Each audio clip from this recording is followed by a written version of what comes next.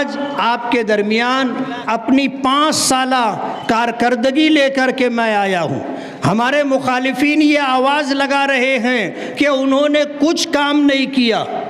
मैं एक एमएलए होने की हैसियत से एमएलए के लेवल का जो काम होता है उनमें से चंद काम आपको बताऊंगा। ये हमारा बाईपास हाईवे है, उस तरफ रोड क्रॉस करने में 400 से 500 लोग हादसे में शहीद हो चुके। होना ये चाहिए था कि ये आगरा रोड जहाँ जहाँ से गुजरा वहाँ पर सर्विस रोड और फ्लाईओवर बना, लेकिन मालेगांव का ये मसला अजीब व गरीब मसला रहा। काम करने वाली एजेंसी को रोका गया और ये कहा गया कि ये काम हम कारपोरेशन के बजट से करवा देंगे, आप ये काम मत करो। लेना देना कर लिया गया। आप कारपोरेशन से इसकी इंक्वायरी कर सकते हैं।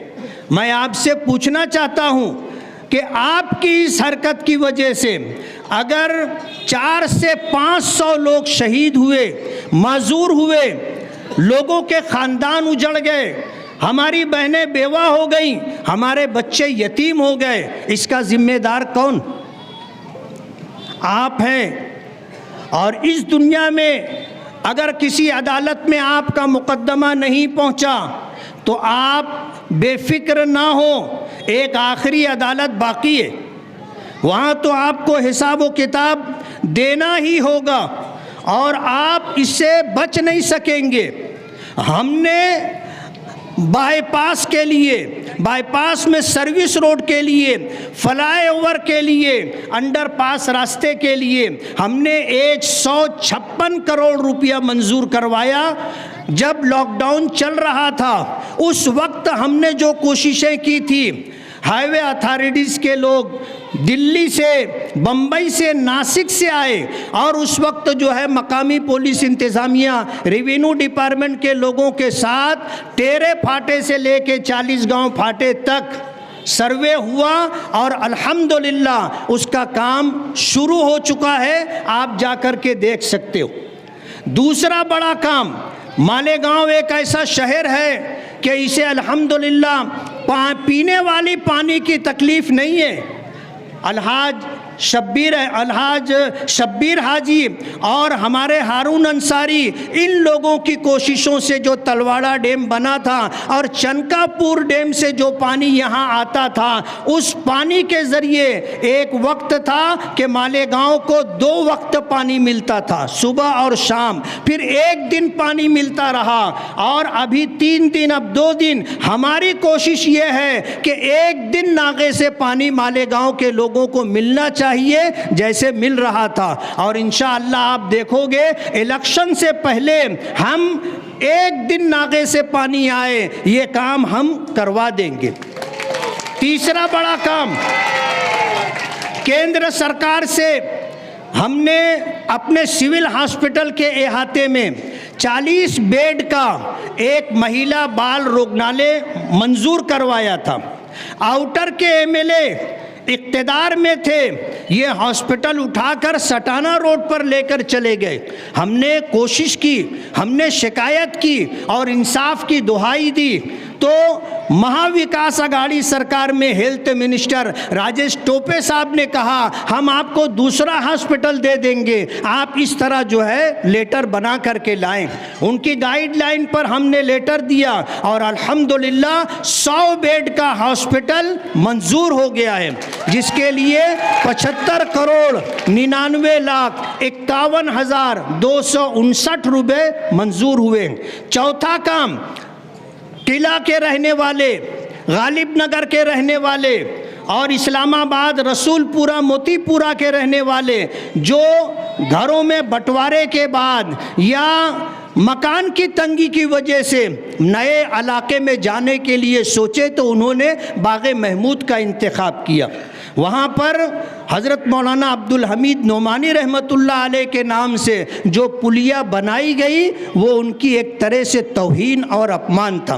हमने अल्हम्दुलिल्लाह 5,76,00,000 रुपया नोमानी पुल के लिए मंजूर करवाया और टीकम लग चुका है। और इंशाअल्लाह नदी में पानी थोड़ा कम हो तो इंशाअल्लाह वो काम भी शुरू हो जाएगा।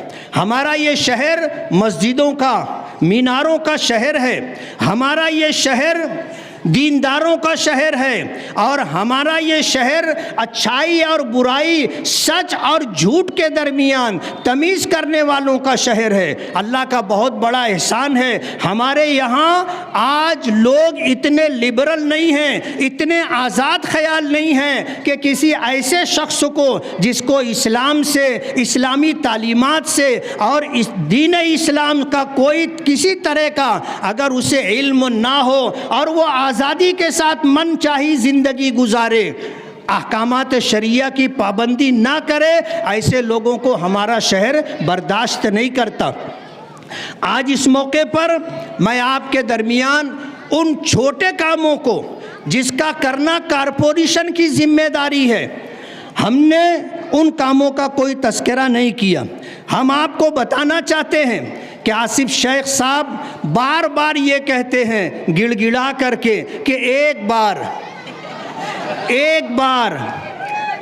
बार वो हमको रोतड़ा बोलते हैं, हमको रोतड़ा बोलते हैं। अल्लाह का एहसान है, शेर का जिगर है। 2014 का इलेक्शन हारा, 5 मिनट के लिए भी घर में नहीं बैठा, 5 मिनट के लिए भी घर में नहीं बैठा। जोहर की अजान हो रही थी, नतीजा आ जाने के बाद मैं अपने काम पर अपनी ज़िम्मेदारी पूरी करने गया। मैंने जोहर की नमाज़ पढ़ाई, मस्जिद के सारे मुसल्ली मेरा मुंह देख रहे थे। अरे आपके अब्बा जी हारे थे, 8 महीने तक घर से नहीं निकले थे। आप हारे तो घर जा कर के घर वालों से मिल कर के भों भों रो रहे थे। और बताने वालों ने बताया कि पूरी रात गली में टहलते रहते थे। और बताने वालों ने ये भी बताया कि सोते सोते हड़बड़ा के उठ के बैठ जाते थे। और 5 साल इसी टेंशन के साथ गुजराए, 5 साल इसी टेंशन के साथ। वो कहते हैं कि एक बार मैं आपको बताना चाहता हूँ कि आप जो एक बार कहते हो, हमारे शहर ने आपके वालिद को 1999 से 2009 तक एमएलए 10 साल रहे। और उसी टर्म में 2004 से 2007 तक आप मालेगांव शहर के मेयर रहे। बाप के भी हाथ में लड्डू था, आपके भी हाथ में लड्डू था। 2012 से 2015 तक आपकी वालदा मेयर रही, लेकिन कोई काबिल ज़िक्र काम शहर में नहीं हो सका। 2014 में आप एमएलए बने और इसी टर्म में आपके वालिद मरहूम 2017 से 2019 तक मेयर रहे। दोनों के हाथ में लड्डू रहे, लेकिन कोई काबिल ज़िक्र काम नहीं हुआ। 2019 से 2024 तक आपकी वालदा मेयर रही, आपके वालिद मेहर रहे, लेकिन शहर की खस्ता हाली ख़त्म नहीं हुई। इतने मौके आपको शहर ने दिए हैं, अब भी आपको एक मौका चाहिए। और बार बार आप कहते हो एक बार। हम पर इल्ज़ाम लगता है, हमें ये कहा जाता है कि ये फ़िरका परस्तों के आलयकार हैं। मैं आपको बताना चाहता हूँ कि फ़िरका परस्तों के आलयकार आप रहे, आपके वालिद रहे। इक़्तिदार के लिए दादा भूसे आपके साथ रहे तो तारीफ़ होती रही, और जब टर्म ख़त्म हो गया, वो अपने रास्ते तुम अपने रास्ते, तो अब दादा भूसे फ़िरका परस्त हो गए। अजीत दादा पवार से आप बार बार मिलते रहे, शहर के लिए आप वहाँ से मस्जिदों के नाम पर और दूसरे कामों पर 20 करोड़ रुपया फंड लाया। आप उनके निफाड़ में बैठ कर के खुफिया मीटिंग करते हैं। हमारे पास तस्वीर आई, हमने शामनामे में वो तस्वीर लगाई और हमने पूछा, अपना हर मामला आप लोगों के सामने ले कर के आते हो, उसे उजागर करते हो, लेकिन ये मीटिंग आपने खुफिया क्यों रखी? आज तक अजीत दादा पवार का नाम ले रहे हैं। मुझे किसी ने बताया कि ये थोरात साहब को अब्बा बोलते हैं, थोरात साहब को अब्बा बोलते हैं। थोड़े दिनों में अजीत दादा पवार को भी अब्बा बोलने लग जाएंगे। फिरका परस्तों के साथ ये रहते। आप सोचो, महाविकास आघाड़ी सरकार टूटी, महायुति सरकार बनी, तो ये फडणवीस साहब को मुबारकबाद देने के लिए फूलों का गुलदस्ता लेकर के चले गए। और अब्दुल मालिक पर जब फायरिंग हुई तो सारी मदद वहीं से ली गई। फडणवीस होम मिनिस्टर हैं, Ajit Dada Pawar deputy chief minister हैं, फाइनेंस मिनिस्टर हैं। और पिछले जलसों में आपको इसकी तफसील बताई गई। इनके खिलाफ कोई कार्रवाई नहीं रही, कोई कार्रवाई नहीं हुई जब तक ये सत्ता का मज़ा लेते रहे। मेयर की कुर्सी चाहिए थी, तलवाड़ा के पानी का सौदा किया। और जब मालेगांव की गयूर आवाम ने उनसे ये कहा कि आपने तलवाड़ा डैम का पानी उनको दे दिया, आपने पानी बेचा है अपने मेयर की कुर्सी के लिए, तो कहने लगे कि हाँ हाँ, छाती ठोक के कहा कि हमने बेचा है, हमारा बस चलेगा, नारू शंकर का किला भी बेच डालेंगे।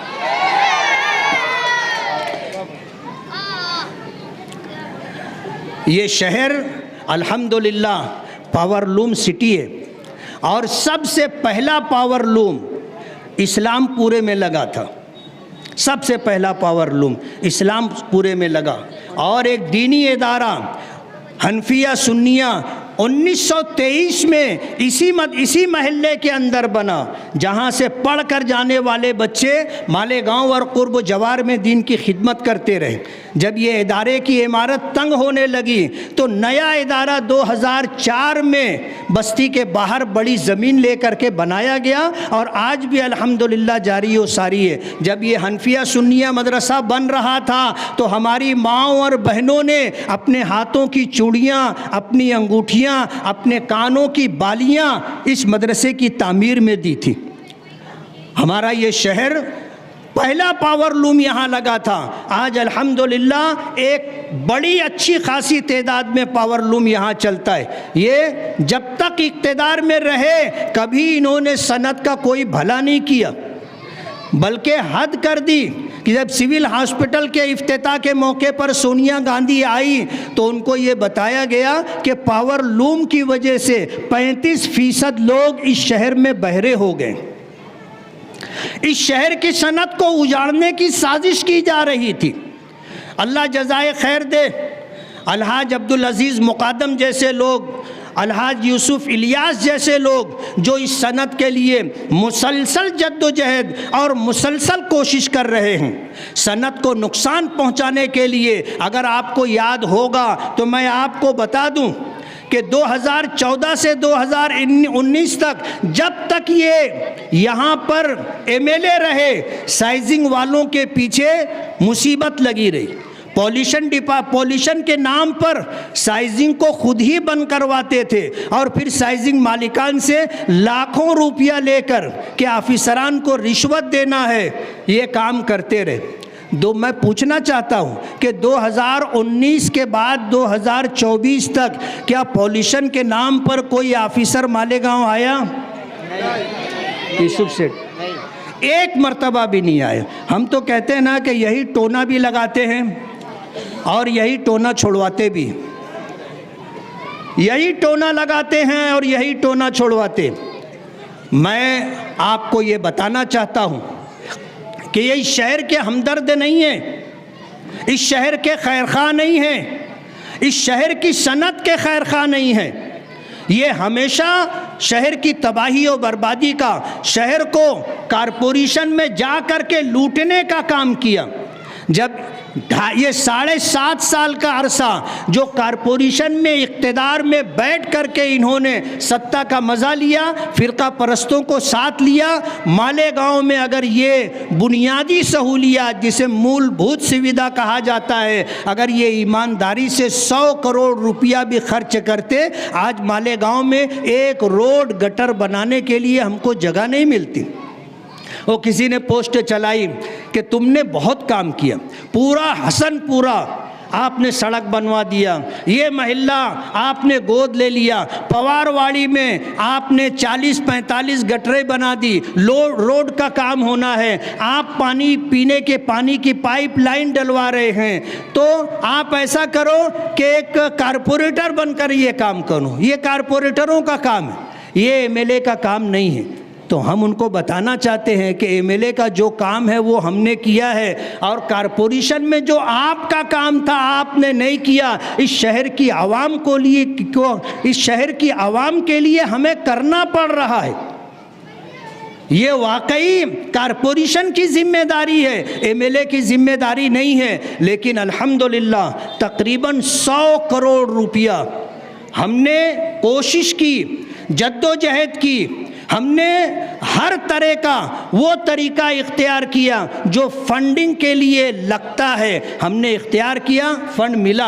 आज अल्हम्दुलिल्लाह पूरे शहर में अगर कोई काम हो रहा है तो वो हमारा काम है, वो हमारा काम है। 50 करोड़ के काम हुए और 50 करोड़ के काम होना बाकी, और इंशाअल्लाह हमें आपसे उम्मीद है कि आपने अगर हमें फिर खिदमत का मौका दिया, काम करने का मौका दिया, तो इंशाअल्लाह इससे ज़्यादा काम करके हम आपको देंगे। बकरीद का मौका आता था, जर्सी गाय के नाम पर मुसीबत लेके आ जाते थे, जो थोड़ा होता बहुत मामला काम था वो भी बंद हो जाता था। आपको याद होगा हमारे 5 साला दौर में भी बकरीद आई है, आपको याद होगा शहर का क्या मामला रहा, आपको पता होगा। हम इस पर कुछ ज़्यादा नहीं कहना चाहते, लेकिन बताना चाहते हैं कि आज अगर हमको जानवरों के नाम पर इल्ज़ाम दिया जाता है तो आप पहले अपना गिरेबान झांक ले, आपने क्या किया और हमने क्या किया, शहर की आवाम अच्छी तरह जानती है। तो हमारा ये शहर अल्हम्दुलिल्लाह कदीम शहर है, और अल्हम्दुलिल्लाह सबसे बड़ा हमारा ये महल्ला सबसे कदीम महल्ला है और सबसे बड़ा महल्ला है। इस शहर की बुनियाद अगर बस्ती के नाम से पड़ी तो यही गाँवठान का एरिया है, जहाँ लोग आए 1857 में लुट पिट करके यूपी से, तो कोई शोलापुर रुका, कोई बुरहानपुर रुका, कोई धुलिया रुका, कोई मालेगांव रुका, कोई भिवंडी और एचल करंजी गया, और ये सनत ले करके साथ में आए, और इस सनत को ले करके अल्हम्दुलिल्लाह शहर की हर तरह की ज़रूरत पूरी की जाती है। मस्जिदों की तामीर का मसला हो, मदरसों की तामीर का मसला हो, मकातिब कुरानिया की बात हो, इस महल्ले के लोग और इस शहर के मुखय्यरीन ऐसा दिल खोल करके चंदा देते हैं कि मालेगांव के लोगों को बाहर चंदा करने की ज़रूरत नहीं पड़ती। हमारा ये शहर पूरे हिंदुस्तान में चंदा देता है। आप देखो हमारे शहर में पूरे मुल्क से सुफरा आते हैं और यहाँ के लोग उनकी दिल खोल करके मदद करते हैं, जिसकी वजह से अल्हम्दुलिल्लाह हमारा ये शहर पूरे मुल्क में जाना जाता है। हमारी अपनी एक मजहबी और मिली शनाख्त है इस शहर की। हम दुआ करते हैं कि अल्लाह ताला इस शनाख्त को बाकी रखे। आज 27 तारीख़ मुकम्मल हो गई है, फॉर्म भरने के लिए 2 दिन बचे हैं, 28 और 29। जब हमने डिपार्टमेंट से बात की कि हम कल की तारीख़ में फॉर्म भरना दाखिल करना चाहते हैं, तो उन्होंने हमसे गुजारिश की कि 11 बजे दादा भूसे साहब पूरे लाओ लश्कर के साथ आने वाले हैं, आसिफ शेख साहब भी फॉर्म भरने आने वाले हैं, एजाज़ बेग भी आने वाले हैं। आपसे हमारी ये गुजारिश है, रिक्वेस्ट है कि आप ज़ोहर की नमाज के बाद आए। हमने कहा कोई बात नहीं, हम तो डिपार्टमेंट के लिए कोई दर्द सर नहीं बनना चाहते, हम आएंगे। ये सब जब अपने घरों को वापस हो जाएंगे, हम अपने जियाले वर्करों के साथ इंशाअल्लाह आएंगे और फॉर्म भरेंगे। मैं आपसे ये गुजारिश करना चाहता हूँ कि हमारा ये इलेक्शन अच्छाई और बुराई के दरमियान है। पिछले जलसों में मेरी ज़ुबान से कुछ जुमले, कुछ बातें ऐसी निकल गई जो मेरी ज़ुबान से लोग सुनना नहीं चाहते। उनकी बहुत सारी बुराइयां हैं, बहुत सारी बुराइयां हैं, अगर हम उनको बयान करना शुरू करेंगे तो मुसीबत होगी। उन्हीं बातों को ले करके ये खुद रो रहे, कहते हैं कि उनके एरिए, उनके महल्ले, उनके इलाकों में उन्होंने हमको घुसने नहीं दिया, रास्ता बंद कर दिया। अरे झूठ की भी एक हद होती है। अभी खयाबान निशात चौक पे आपने जलसा लिया था। अरे झूठ बोलो तो नीड बोलो, ऐसा बोलो कि झूठ हजम हो जाए। तुम तो ऐसा झूठ बोल रहे हो। अभी मुझे किसी ने एक वीडियो क्लिप भेजी, ये आयशा नगर में खड़े हो करके लोगों को बिरादरी की दुहाई दे रहे थे और ये बता करके कि हमको उधर जाने नहीं दिया जा रहा है, हमारे नौजवानों को खुलकर काम करने का मौका नहीं मिल रहा है। हमने कब आपको मना किया? ये शहर हमारा भी है, आपका भी है। लेकिन कहते हैं ना कि आदमी जब बोता है तो उसे काटना भी पड़ता है। अब्दुल मालिक पर फायरिंग करने के बाद इनका पेशाब खता हो रहा है इधर आते हुए। खयाबान निशात चौक का जलसा था, वो इलाका पुलिस छावनी बना हुआ था। आप में खुद हिम्मत नहीं है।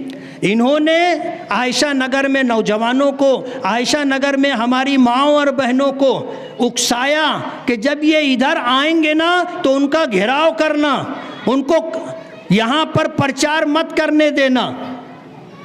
आप अच्छी तरह समझ लो, कोई हमारा रास्ता रोक नहीं पाएगा। हम आएंगे और पूरी ताकत के साथ प्रचार करेंगे। आप भूलो मत, आपने आयशा नगर में इससे पहले ये हरकत की थी कि औरतों को हमारे पीछे लगा दिया, उनके हाथों में चप्पल था और इस तरह वो हमें डराने और रोकने की कोशिश कर रहे थे।